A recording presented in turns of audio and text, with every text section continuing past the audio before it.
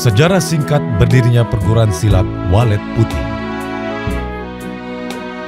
Bermula dari kegemaran berkelana, merantau dari satu kota ke kota lain, dari dusun ke dusun, bahkan keluar masuk hutan belantara, kesemuanya untuk mencari dan menimba pengalaman hidup.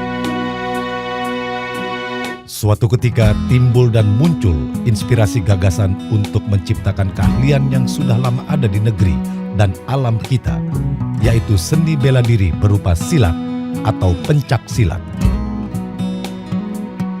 Dengan dibekali niat dan kemauan yang keras, serta dibantu pengalaman yang sudah ada, maka dibentuk dan diciptakan suatu keahlian bela diri silat yang kemudian dinamakan Warisan Leluhur Tunggal Pusaka Tradisional Indonesia, atau disingkat dengan nama Perguruan Silat Walet Putih.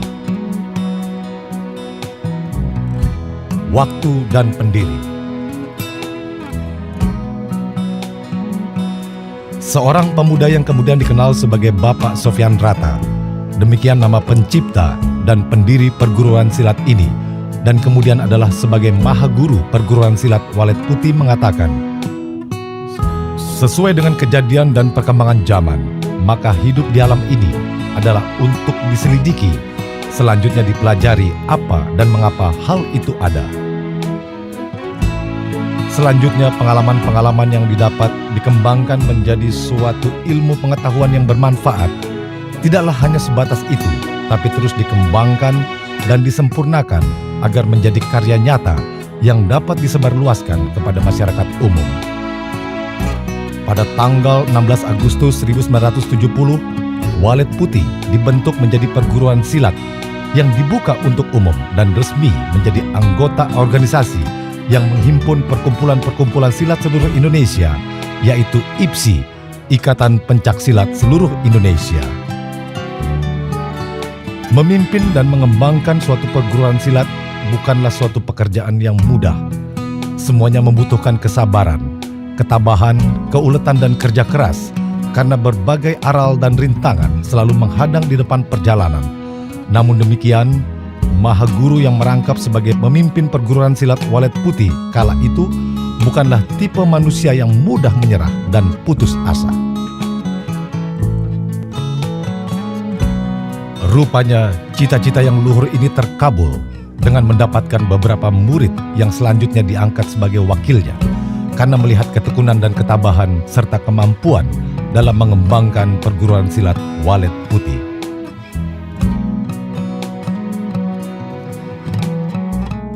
Perkembangan perguruan silat Walet Putih. Dalam masa beberapa tahun kemudian, perguruan silat Walet Putih terus berjalan dengan penuh suka dan duka.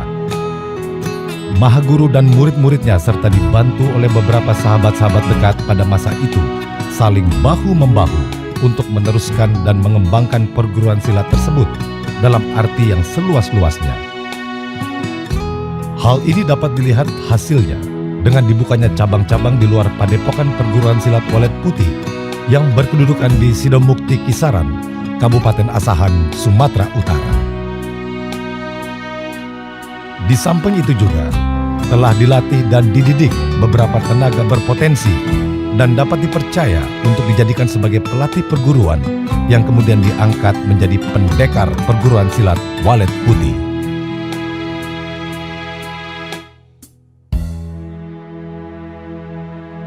Dalam sejarah pengembangannya, perguruan silat Walet Putih berkembang di sejumlah daerah, antara lain Provinsi Sumatera Utara, Nanggro Aceh Darussalam, Riau, Sumatera Barat, Jambi, Sumatera Selatan, Bengkulu, Lampung, DKI Jakarta, Jawa Barat, Jawa Timur, Jawa Tengah, Daerah Istimewa Yogyakarta, Banten, Bali, bahkan pernah masuk ke negara Malaysia, Belanda, dan Maroko.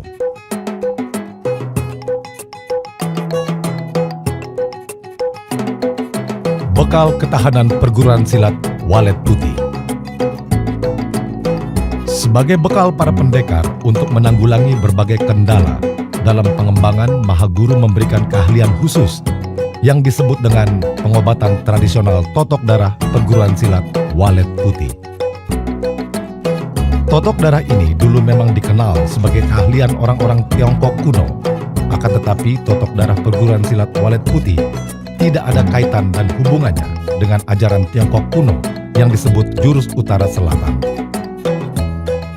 Totok darah perguruan silat Walet Putih yang diciptakan oleh Mahaguru Bapak Sofyan Rata disebut penyembuhan dan pengobatan tradisional totok darah perguruan silat Walet Putih.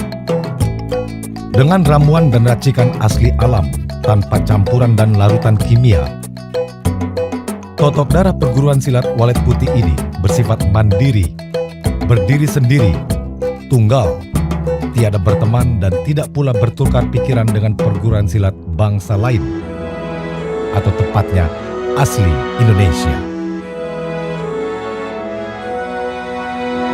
Penutup.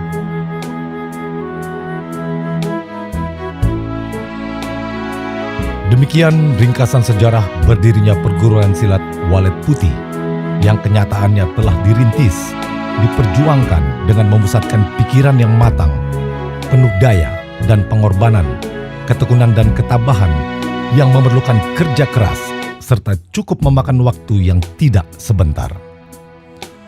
Harapan kita bersama, khususnya para anggota perguruan silat Walet Putih, semoga dapat maju dan terus berkembang demi nama harum bangsa dan negara.